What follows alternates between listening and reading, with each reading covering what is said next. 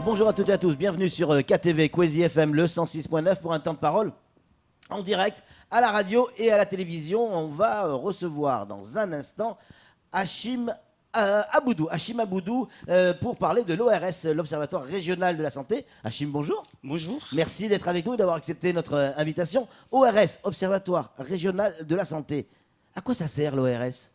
Alors, les ORS, ce sont des structures associatives sous l'autorité d'un conseil d'administration. Ouais. Ce sont avant tout des outils d'aide à la décision dans la mise en place de politiques de santé dans les régions. D'accord. Donc, nous travaillons bien sûr en collaboration avec les ARS, les agences régionales. Vous dépendez de l'ARS ou ça n'a rien à voir ? Alors, nous travaillons avec les ARS, bien sûr, pour le territoire, je dirais pour Mayotte. L'ARS est notre principal bailleur, bien sûr. Mais nous pouvons aussi travailler avec le département, les communes, les maires. Donc nous ne dépendons pas directement de l'ARS. Ça, c'est pour la présentation. Qu'est-ce que vous observez, observatoire régional de la santé, vous observez quoi ? Alors, nos missions sont diverses. Nous avons, comme son nom l'indique, pour mission d'observer la santé de la population à l'échelle régionale. Bien le micro. Mais nous avons aussi une mission de mise à disposition de données pour nos acteurs, pour les différents acteurs de la santé, des données fiables et utilisables. Par exemple, quel type de données ? Alors, les tables de bord, par exemple, nous construisons plusieurs tables de bord sur les différentes thématiques. Par exemple, pour Mayotte, on a mis en place depuis quelques années plusieurs tables de bord. Le dernier qui a été publié cette année, c'est le tableau de bord sur l'insuffisance rénale chronique. Donc, je pense que... On en parlera tout à l'heure avec Jeanne Loyer. Donc, mais nous travaillons aussi, nous réalisons aussi des études, différentes études et des enquêtes pour aider à la mise en place des politiques de santé dans la région. Qui récupère ces données ? En quelque sorte, vous êtes le INSEE de la santé, en quelque sorte. Qui récupère ces données et qui en fait quoi ? Alors, ces données, pour la plupart, sont à disposition de tous les acteurs de la santé. D'accord. Alors, nous travaillons, comme je l'ai rappelé au début, sur un programme établi et défini avec l'ARS, puisque c'est lui notre principal bailleur. Donc, mais les tables de bord et les travaux que nous réalisons sont consultables sur notre site internet, et tout acteur de la santé peut se servir de nos données et de nos rapports pour l'aide à la décision de ces actions. Donnez-nous un exemple, quelque chose que vous avez observé, vous avez fait un rapport ou un tableau, et puis l'ARS ou le CHM ou le syndicat des pharmaciens ou peu importe qui récupère cette donnée et ils en font quoi ? Ça sert à quoi ? Alors, ça sert avant tout, alors c'est des données qui servent avant tout, comme je l'ai dit au départ, à l'aide à la décision et à la mise en place des actions. Je vais vous donner l'exemple. Nous avons réalisé en 2014 un tableau de bord sur des indicateurs autour de la grossesse.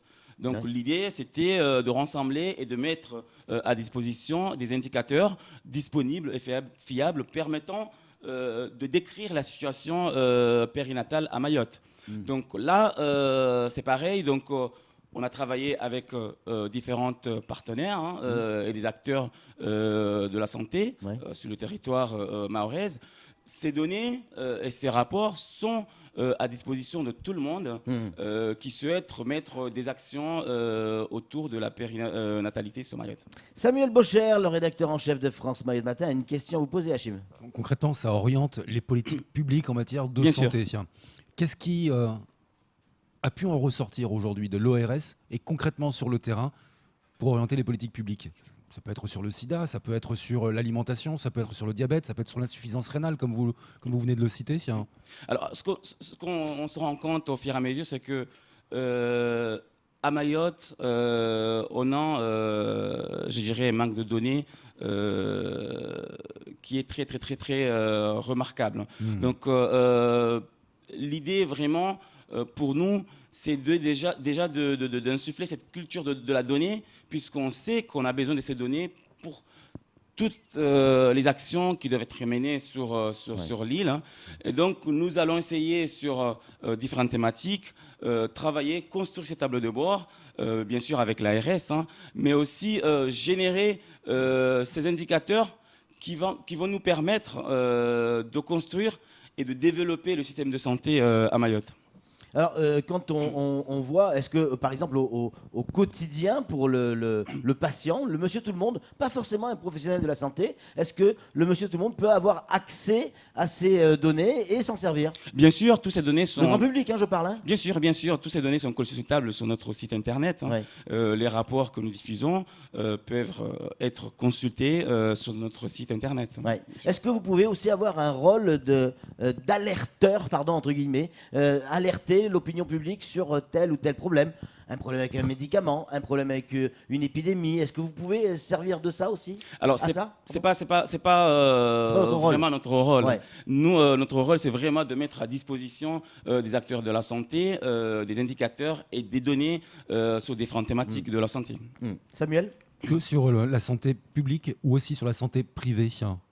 Alors, nous travaillons sur la santé, mais vraiment dans sa définition la plus large. Donc, la santé telle qu'elle est définie par l'OMS, c'est pas uniquement à l'absence de pathologies, de maladies ou d'infirmités. Hein. Ouais. C'est vraiment un état de bien-être général qui inclut aussi l'aspect psychologique, social. Donc, c'est vraiment la santé au sens large. Lorsque nous générons des données pour la santé, ce n'est pas uniquement des données sur des pathologies. Ça peut être aussi des données sur l'emploi, ça peut être des données... sur le désert médical. Bien sûr, sur le logement, vraiment dans le sens large, de la définition large de la santé. Et donc, ça veut dire que quelqu'un, vous pouvez très bien vous intéresser à un problème qu'un certain nombre de salariés peuvent avoir, le fameux burn-out dont on parle souvent. Vous pouvez vous y pencher là-dessus. Bien sûr. Donc, sous ce genre de sujet, nous pouvons travailler sur ce genre de sujet si les acteurs sur le terrain nous demandent, bien sûr. Alors comment ça se passe? C'est-à-dire, vous avez des enquêteurs qui vont sur le terrain, qui discutent avec les gens, ça se fait par téléphone? Comment vous faites ces observations? Alors nous travaillons plus sur l'existant. Ça veut dire nos tables de bord, on va construire une table de bord à partir de données existantes et des données qui sont générées par nos partenaires. D'accord. Lorsque ces données n'existent pas, parce que, ce qui est souvent le cas à Mayotte. Souvent à Mayotte. Donc on va les générer nous-mêmes. Hein. Donc on va les générer soit par des études, soit par des enquêtes, pour permettre de générer ces indicateurs sur ces thématiques qui sont... C'est ça, donc c'est des enquêtes, c'est des enquêteurs qui vont sur le terrain rencontrer les gens. Bien sûr, ça peut être des enquêteurs qui vont sur le terrain, qui réalisent des enquêtes soit quantitatives ou qualitatives. Ça peut être aussi des diagnostics sur un territoire donné ou sur une problématique donnée. Ça peut être aussi des études qu'on va réaliser soit à l'échelle du département, soit à l'échelle d'une commune ou d'une région spécifique. Il y a beaucoup de monde qui travaille à l'ORS? Alors, aujourd'hui à Mayotte, nous avons inauguré notre local cette semaine. Hein. C'est tout récent. Nous n'avons pas commencé à travailler sur Mayotte cette année. Ça fait déjà plusieurs années que nous travaillons sur l'île de Mayotte. Cette présence, je dirais, physique à Mayotte va nous permettre d'étoffer notre équipe, de recruter et d'être capable de couvrir toutes les thématiques et toutes les problématiques de santé. Jusqu'à maintenant, ça se faisait depuis La Réunion. Jusqu'à maintenant, ça se faisait depuis La Réunion. Ça y est, maintenant, Mayotte a son ORS.